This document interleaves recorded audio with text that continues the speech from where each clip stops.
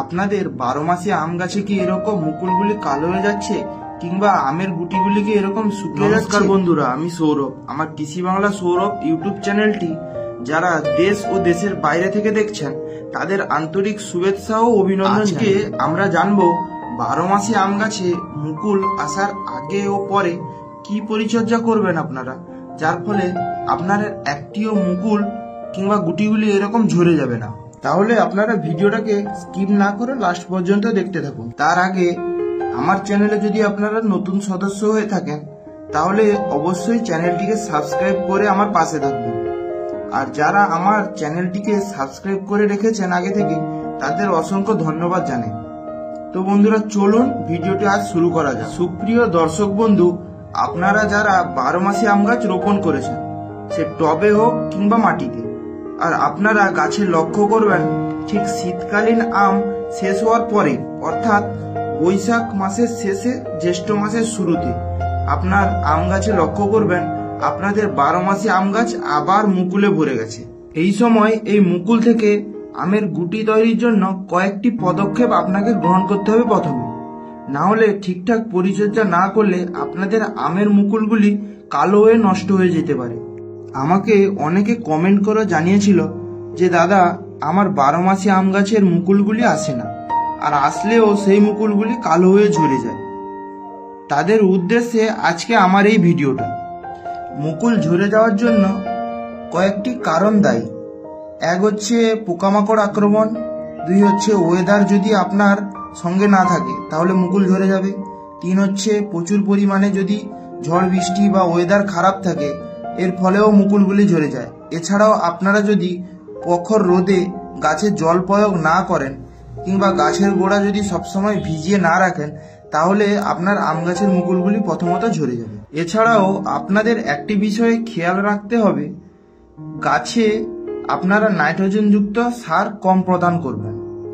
কিছু লোকজনকে দেখেছি গাছে ফুল আনার জন্য নাইট্রোজেনযুক্ত সারকে প্রয়োগ করে দেয়। প্রয়োগ করা উচিত অল্প পরিমাণে, বেশি পরিমাণে প্রয়োগ করে দিলে এর বিপরীত হয়ে যায়। গাছে নাইট্রোজেনযুক্ত সার বেশি দেওয়ায় গাছে ফুল আসতে দেরি হয় ও ফুলগুলি ঝরে যায়। আপনাদের 12 মাসে আম গাছে সবসময় জৈব সার বেশি ব্যবহার করবেন, যেমন কলার খোসা, পেঁয়াজের খোসা ও রান্নার যে ওয়েস্ট কম্পোস্ট কিংবা ভার্মি কম্পোস্ট বেশি ব্যবহার করবেন। এছাড়াও হাড়ের গুঁড়ো। গাছের পক্ষে সবথেকে গুরুত্বপূর্ণ সার হচ্ছে সরষার খৈল। এই সরষার খৈলকে আপনারা মুকুল আসার আগে ও পরে ব্যবহার করতে পারেন। সরষার খৈলের পরিমাণ নেবেন একটি গাছের জন্য 10 থেকে 20 গ্রাম। 7 দিন জলে ফেলে সেগুলিকে পচিয়ে ব্যবহার করতে পারেন কিংবা গাছের গোড়ার চারপাশে সেগুলিকে দিতে পারেন। এরপরে আমরা জানবো এই মুকুল আসা অবস্থায় আপনারা গাছে কি প্রয়োগ করবেন। আপনারা যদি 12 মাসে আমের সঙ্গে সঙ্গে লেবু, পেয়ারা, সবেদা যে কোনো ফলের গাছ লাগিয়েছেন, সব গাছে যখন মুকুল আসবে তখন 12 থেকে 15 দিন অন্তর আপনাকে ফাঙ্গিসাইড প্রয়োগ করবেন। আর যদি আপনারা ফাঙ্গিসাইড ব্যবহার না করেন তাহলে আপনার একটিও মুকুল থাকবে না। আর যদি আমের গুটিগুলি ধরেও যায় সেগুলি কিছুদিনের মধ্যে ঝরে যাবে। তার জন্যে আপনারা বাজার থেকে যে কোনো ফাঙ্গিসাইড কিনে গাছে প্রয়োগ করে দিবেন। আমি এই সাপ ফাঙ্গিসাইডটিকে ব্যবহার করে নিয়েছি, কারণ এই সাপ ফাঙ্গিসাইডটি কাজ যেমন ভালো তেমনি খুব স্বল্প খরচের মধ্যেই পাওয়া যায়। তারপর আমি ফাঙ্গিসাইডটিকে 4 থেকে 5 গ্রাম প্রতি লিটার জলে মিশিয়ে প্রয়োগ করে দিব। দেখতে পাচ্ছেন বন্ধুরা, সমস্ত মুকুলে ও গাছে আমি ফাঙ্গিসাইডগুলিকে খুব ভালোভাবে প্রয়োগ করে দিব।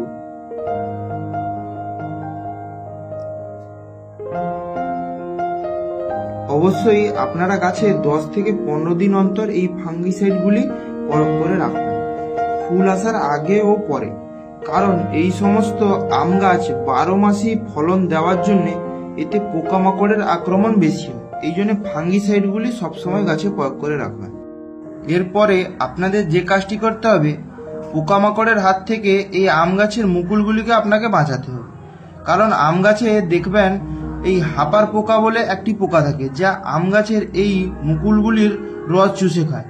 সেই পোকাগুলিকে আপনাকে নিয়ন্ত্রণ করতে হবে। তার জন্য আপনারা কীটনাশক ব্যবহার করবেন। তা হচ্ছে ইমিডাক্লোরোপিড গ্রুপের কীটনাশক 1 লিটার জলে 1 ml নিয়ে গাছে প্রয়োগ করতে পারেন। এছাড়াও কীটনাশকের মধ্যে সাইপারমেথ্রিন গ্রুপের কীটনাশক ব্যবহার করলেও খুব ভালো রেজাল্ট পাওয়া যায়।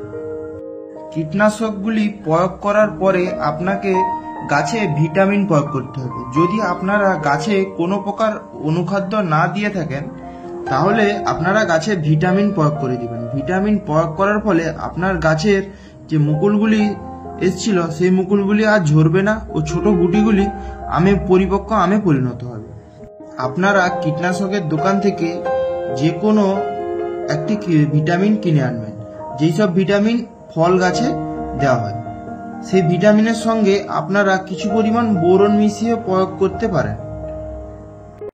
খুব ধৈর্য সহকারে আপনারা সমস্ত আমের মুকুলে প্রয়োগ করে দিবেন ও প্রয়োজন হলে আপনারা গাছেও প্রয়োগ করতে পারেন, কোনো অসুবিধা নেই। বন্ধুরা, আজকের ভিডিওটা এখানে শেষ করছি।